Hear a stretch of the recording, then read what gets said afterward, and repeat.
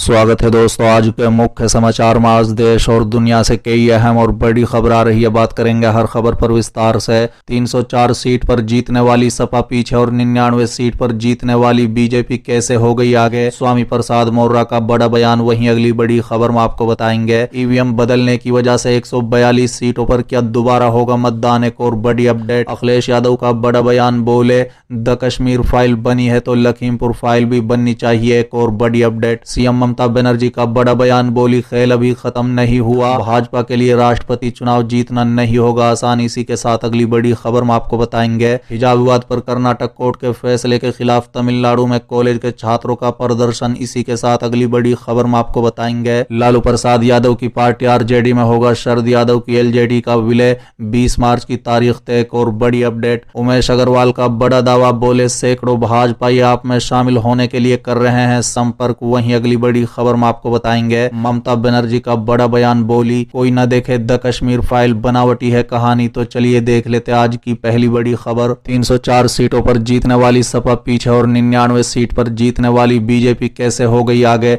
स्वामी प्रसाद मौर्य का बड़ा बयान। दरअसल दोस्तों, यूपी विधानसभा चुनाव के परिणाम घोषित हो चुके हैं, जिसमें भाजपा गठबंधन ने 273 सीटें पाकर बहुमत हासिल किया है। बता दें कि अब इसको लेकर भाजपा छोड़कर समाजवादी पार्टी में शामिल होने वाले नेता स्वामी प्रसाद मौर्य सवाल खड़े कर रहे हैं। बता दें कि मौर्य ने तंज कसते हुए कहा कि 304 सीट पर जीतने वाली सपा पीछे हो गई और 99 सीट पर जीतने वाली भाजपा आगे हो गई। साथ ही स्वामी प्रसाद मौर्य ने कहा है कि बात भाजपा और सपा की नहीं है, बात है लोकतंत्र की। स्वाभाविक रूप से जो 2022 का विधानसभा चुनाव हुआ, जिसमें बैलेट पेपर वोटिंग में सपा 304 पर जीती जबकि भाजपा मात्र 99 पर, लेकिन ईवीएम की गिनती में भाजपा कैसे जीती ये अपने आप में एक बड़ा सवाल है। इतना ही नहीं, भाजपा पर तीखा वार करते हुए कहा कि 304 सीटों पर जीतने वाली सपा पीछे हो गई और 99 सीट पर जीतने वाली भाजपा आगे हो गई। इसका मतलब है कि कहीं ना कहीं कोई बड़ा खेल हुआ है। चलिए अगली खबर, क्या ईवीएम बदलने की वजह से 142 सीटों पर दोबारा होगा मतदान। दरअसल दोस्तों, हाल ही में उत्तर प्रदेश में विधानसभा के चुनाव संपन्न हुए,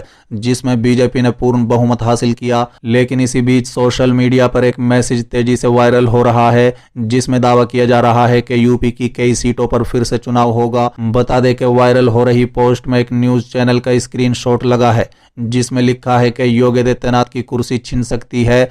चुनाव आयोग ने ईवीएम बदलने की बात कबूल ली है, इस वजह से 142 सीटों पर फिर से मतदान होंगे। बता दें कि इस स्क्रीनशॉट को अलग अलग दावों के साथ तेजी से शेयर किया जा रहा है। अब भारत सरकार के प्रेस इन्फॉर्मेंस ब्यूरो ने सफाई दी है। बता दें कि पीआईबी के मुताबिक ये स्क्रीनशॉट फर्जी है। चुनाव आयोग ने भी ईवीएम बदले जाने का दावा नहीं किया। चलिए अगली खबर, अखिलेश यादव का बड़ा बयान, बोले द कश्मीर फाइल बनी है तो लखीमपुर फाइल भी बननी चाहिए। दरअसल दोस्तों, द कश्मीर फाइल्स फिल्म को लेकर शुरू हुआ सियासी विवाद थमता नजर नहीं आ रहा है। बता दें कि यूपी के पूर्व मुख्यमंत्री और समाजवादी पार्टी के अध्यक्ष अखिलेश यादव ने बुधवार को कहा है कि अगर कश्मीर पर फिल्म द कश्मीर फाइल्स बन सकती है तो लखीमपुर फाइल्स भी बन सकती है। बता दें कि पीएम मोदी और उनकी कैबिनेट इस फिल्म को जमकर प्रमोट कर रहा है। वहीं बीजेपी शासित कई राज्यों में ये मूवी टैक्स फ्री हो चुकी है। बता दें कि पूर्व मंत्री और सपा नेता नरेंद्र वर्मा के बड़े भाई महेंद्र वर्मा के शांति पाठ में शामिल होने सीतापुर पहुंचे पूर्व मुख्यमंत्री अखिलेश यादव ने कहा है कि अगर कश्मीर पर कश्मीर फाइल्स बन रही है तो लखीमपुर हिंसा पर भी लखीमपुर फाइल्स बननी चाहिए। बता दें कि यहाँ के पड़ोसी जिले में किसानों को जीप से कुचल दिया गया था, समय आए और इस हिंसा पर भी फिल्म बने। दरअसल पिछले साल 3 अक्टूबर को लखीमपुर में केंद्र मंत्री के बेटे की एक जीप द्वारा कथित तौर पर केंद्र के 3 कृषि कानूनों के विरोध कर रहे किसानों को कुचलने के बाद हिंसा भड़क गई थी, जिसमें 4 किसान और एक पत्रकार की मौत हो गई और कई अन्य घायल भी हो गए। साथ ही उन्होंने राज्य में हाल ही में संपन्न हुए विधानसभा चुनाव पर भी टिप्पणी की। अखिलेश यादव ने कहा है कि मतदाताओं के समर्थन से पार्टी का वोट प्रतिशत और सीटों की संख्या में बढ़ोतरी हुई है। ये दिखाता है कि हमारी नैतिक जीत हुई है। आने वाले समय में भाजपा घटेगी। बुनियादी मुद्दे आज भी भारतीय जनता पार्टी के सामने खड़े हैं। साथ ही अखिलेश यादव ने कहा है कि सपा बढ़ी है और भाजपा घटी है। अखिलेश यादव ने कहा है कि ऐसा परिणाम किसी ने नहीं सोचा था।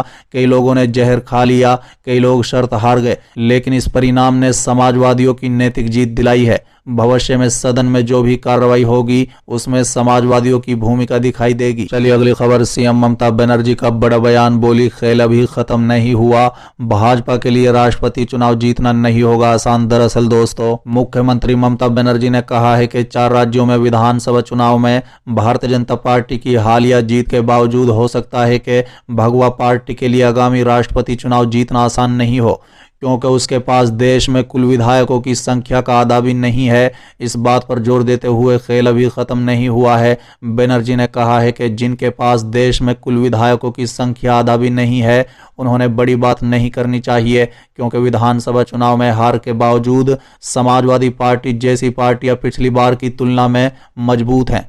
बता दें कि ममता ने विधानसभा में कहा है कि इस बार भाजपा के लिए राष्ट्रपति चुनाव जीतना उतना आसान नहीं होगा। विपक्षी दलों के पास देश भर में अधिक विधायक हैं। राष्ट्रपति चुनाव अप्रत्यक्ष रूप से एक निर्वाचन मंडल के माध्यम से आयोजित किया जाता है, जिसमें संसद के निर्वाचित सदस्य और राज्य और केंद्र शासित प्रदेशों के विधानसभाएं शामिल होती हैं। चलिए अगली खबर, हिजाब विवाद पर कर्नाटक कोर्ट के फैसले के खिलाफ तमिलनाडु में कॉलेज के छात्रों का प्रदर्शन।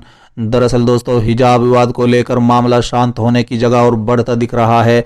बता दें कि बुधवार को चेन्नई के न्यू कॉलेज के छात्रों ने कर्नाटक हाई कोर्ट के फैसले के विरोध में प्रदर्शन किया। बता दें कि पिछले दिनों हिजाब विवाद में कोर्ट ने फैसला सुनाते हुए हिजाब पर प्रतिबंध को चुनौती देने वाली सभी याचिकाओं को खारिज कर दिया था। मामले में कोर्ट का कहना था कि हिजाब पहनना इस्लाम की अनिवार्य धार्मिक प्रथा नहीं है। बता दें कि अब हिजाब विवाद में कर्नाटक हाई कोर्ट के फैसले का विरोध करते हुए चेन्नई के न्यू कॉलेज के छात्रों ने मंगलवार को भी विरोध प्रदर्शन किया था। कर्नाटक हाई कोर्ट के मुख्य न्यायाधीश और 2 अन्य जजों की पीठ ने मामले में फैसला सुनाते हुए कहा था कि 5 फरवरी को राज्य द्वारा जारी आदेश के अमान्य करने का कोई मामला नहीं बनता है। चलिए अगली खबर, लालू प्रसाद यादव की पार्टी आरजेडी में होगा शरद यादव की एलजेडी का विलय, 20 मार्च की तारीख तय। दरअसल दोस्तों, बिहार की सियासत में आए दिन उतार चढ़ाव देखने को मिल रहा है। हाल ही में सीएम नीतीश कुमार और विधानसभा स्पीकर विजय कुमार सिन्हा के बीच किसी तरह विवाद खत्म हुआ है, लेकिन अब लोकतांत्रिक जनता दल यानी एलजेडी के मुखिया शरद यादव ने बड़ा ऐलान कर दिया है। बता दें कि शरद यादव जल्द ही अपनी पार्टी एलजेडी का बिहार के पूर्व मुख्यमंत्री लालू प्रसाद यादव की पार्टी राष्ट्रीय जनता दल यानी आरजेडी में विलय करने जा रहे हैं। बता दें कि ये जानकारी खुद शरद यादव ने दी है। शरद यादव ने कहा है कि 20 मार्च को वो आधिकारिक तौर पर अपनी पार्टी एलजेडी का आरजेडी में विलय कर देंगे। शरद यादव ने कहा है कि इस मौके पर उनके दिल्ली स्थित निवास पर एक कार्यक्रम होगा। चलिए अगली खबर, ममता बनर्जी का बड़ा बयान, बोली कोई न देखे द कश्मीर फाइल्स, बनावटी है कहानी। दरअसल दोस्तों, द कश्मीर फाइल्स के विवाद में पश्चिम बंगाल की मुख्यमंत्री ममता बनर्जी भी कूद पड़ी हैं। बता दें कि उन्होंने इशारों में कहा है कि कोई भी इस फिल्म को हॉल में जाकर न देखे। साथ ही उन्होंने ये भी कहा है कि ये बनावटी कहानी है, इसमें कोई सच्चाई नहीं है। बता दें कि बुधवार को मीडिया से मुखातिब ममता बनर्जी ने कहा है कि किसी भी सिनेमा हॉल में जाकर फिल्म देखने की जरूरत नहीं है। ऐसी फिल्में जानबूझकर बनाई गई हैं ताकि नफरत फैले और हिंसा हो। उन्होंने कहा है कि ये बनावटी कहानी है, इसमें कोई सच्चाई नहीं है। फिल्म होती है और पैसा देकर उसे बनाया जाता है। उन्होंने कहा है कि कोई भी इस तरह की फिल्म देखकर बंगाल में किसी भी तरह का माहौल बिगाड़ने की कोशिश न करे, नहीं तो अंजाम बुरा होगा।